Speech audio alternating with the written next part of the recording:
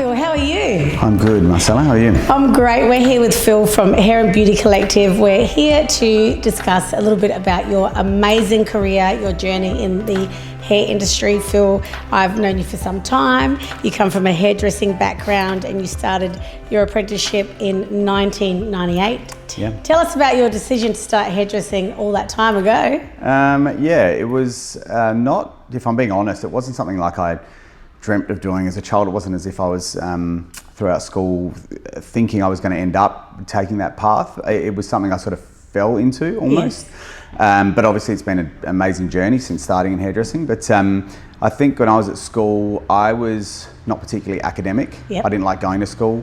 I didn't like conforming. I didn't Yes. like doing schoolwork. I was quite creative. Yes. And I was a bit rebellious. And so for me, I was looking to get into an industry where, I could express that creativity. And I'm not entirely sure how it happened exactly, but it sort of found me through some mutual people I knew. And that's how I started my apprenticeship. It seemed to make sense for me, doing something with my hands and interacting with people. I like people. I like being a people person. Yes. And so, that's what sort of led me initially to starting my apprenticeship. Fantastic. And then, like many of us, we choose to do different things post-apprenticeship life. And one of those things you did was travel on a cruise ship and did some hairdressing on a cruise ship. Tell me about that. Yeah, so I guess at that stage when I'd finished my apprenticeship, I worked as a senior for about another year or so, still in Adelaide at this point, but was only in my early 20s. And again, with like a bit of a sense of adventure, I really wanted to travel. And so again, having gone through my apprenticeship and acquired that qualification, it was an amazing opportunity through, again, someone that introduced me to the concept of working on cruise ships. And so I applied and soon found myself in London at the Steiner Academy. So it was through a company called Steiner. Went through their process of assessment, and shortly after that, you sort of end up going anywhere really in the world. And then I ended up in San Juan, Puerto Rico, and doing my first cruise out of Puerto Rico through the Caribbean with Royal Caribbean, and then did a second ship after that ran out of Galveston, Texas. And so I guess for me at that point in my life, it was an awesome experience. I was doing hair, which I loved and enjoyed, and I got to see amazing parts of the world, travel all through the Caribbean for a year or so, which I could have probably never had dreamt of, not that long early or not long before that. And so for me it was an amazing experience. Phenomenal. And so at what point, in that experience did you say, it might be time, for me to come home? I think I was a bit burnt out at the end of it. It wasn't a long time away, but you work hard and you probably party hard as well. Pretty hard, yeah. So you are having a lot of fun, you are partying, you are working hard. And I think after about a year or so, I just needed to come home and regroup. And it was shortly after coming home that I then sort of pivoted and stayed within the industry, but went in a slightly different direction, getting involved in brands and product, and had a chance meeting with someone after I got home. Yes.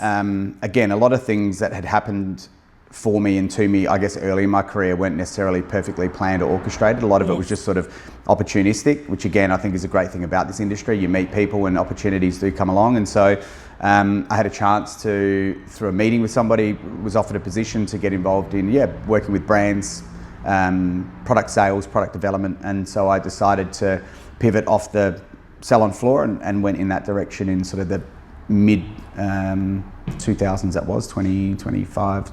26. And so what was your job there? Were you selling products? What were you? You were going in to visit salons, you were speaking to people on salon floors. What was that like for you? Yeah, so that role was as I guess for lack of a better word, sales rep, what we would call a BDM or account business development manager now, but essentially as a sales rep, so working for a company, presenting their brands to salons and helping to support them through education, and obviously having a hairdressing foundation and background held me in good stead to do that role and be able to connect with hairdressers and salon owners and essentially promote and sell a number of brands. Oh, lovely. And then at that point you sort of, got to learn the ropes and how that, world worked, which is very different obviously to being behind the salon chair.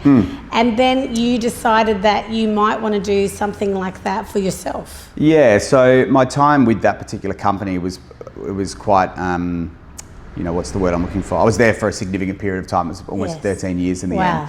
So I started off in that more junior sales role, and then I was fortunate enough that as that company grew and evolved, I guess I sort of grew and evolved with it. And so I moved to Sydney for about 5 or 6 years as that company expanded nationally. And then the brand that I was working most closely with around at the halfway point of my sort of tenure with them started to expand internationally.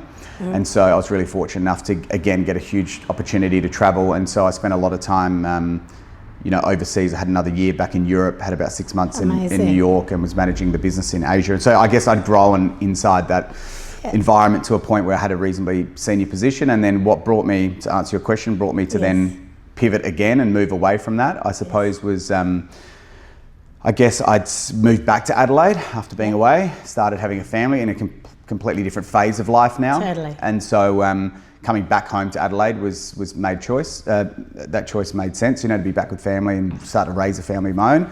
And then I guess after coming home, I started to assess everything, what was next for me in life, but also in business. And I felt like I had this burning desire, I guess, to have my own business and have my own brand and work for myself. And so, the decision was made there to change direction, and I went out on my own and started a couple of businesses of my own.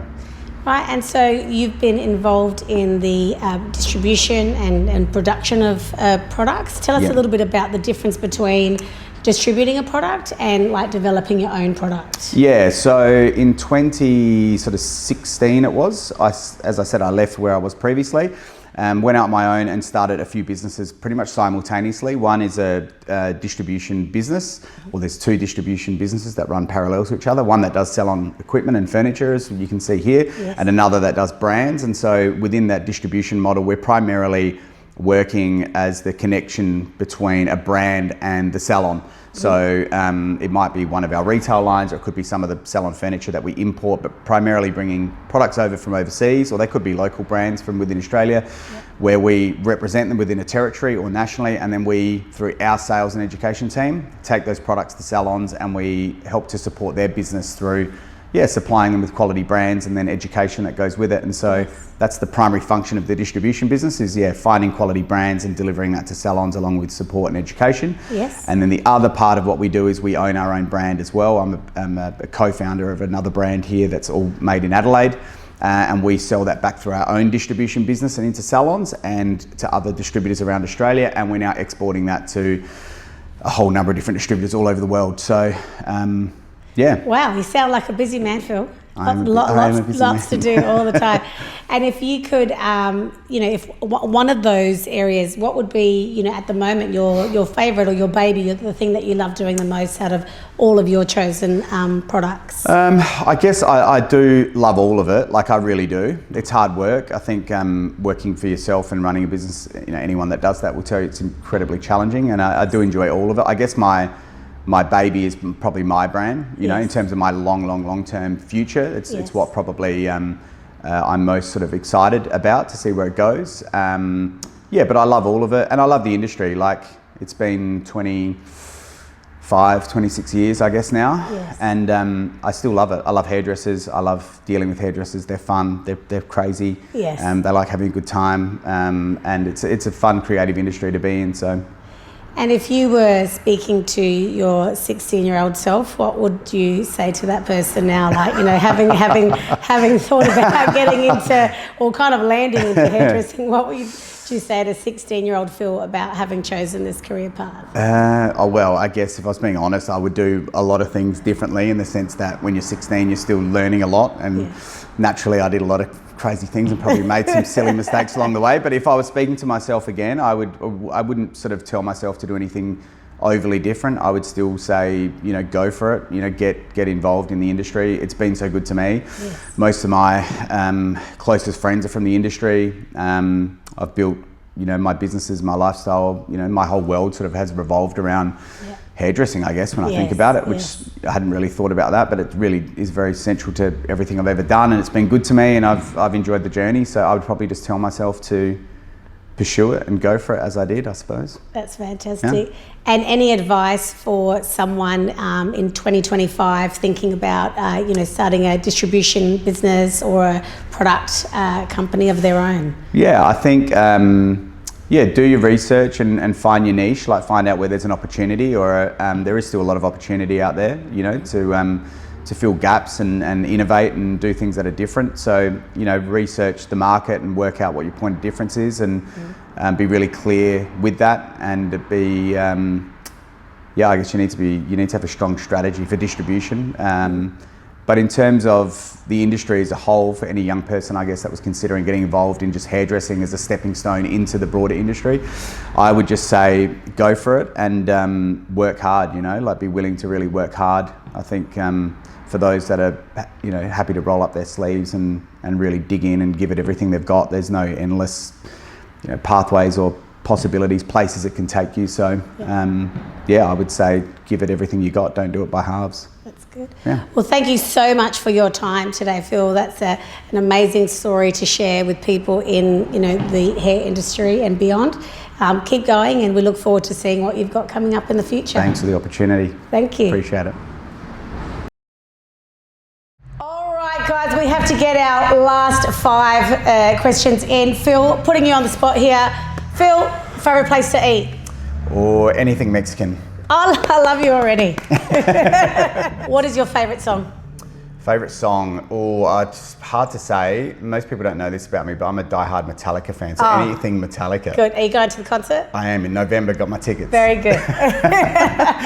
Which one out of all of your kids is the hardest work out of all of them? Hyperactive, busy, crazy? Probably Scout, who's our 3rd oldest. We got 4, he's number 3, and he's just like full throttle, doesn't have a off switch. You'll find him like swinging from the chandeliers or on the roof or out in the middle of the road or doing something crazy. Good luck in the teenage years. Thank you. Who is someone you would love to meet at least once in your life? Someone I'd love to meet once in my life. Ooh, I'd probably say Michael Jordan. Yeah. I was like a huge Jordan fan, like most kids my age back then, growing up, and so. If you had to choose between going on holidays or spending a night in at home doing nothing, what would you choose? Depends when you catch me. If it's the start of the week and I'm feeling refreshed, I probably want to go away somewhere. If it's a Friday afternoon and I'm knackered, I probably just want to sit on the couch and chill. I love it. All right, cool. Thank you. All right. That was cool. easy.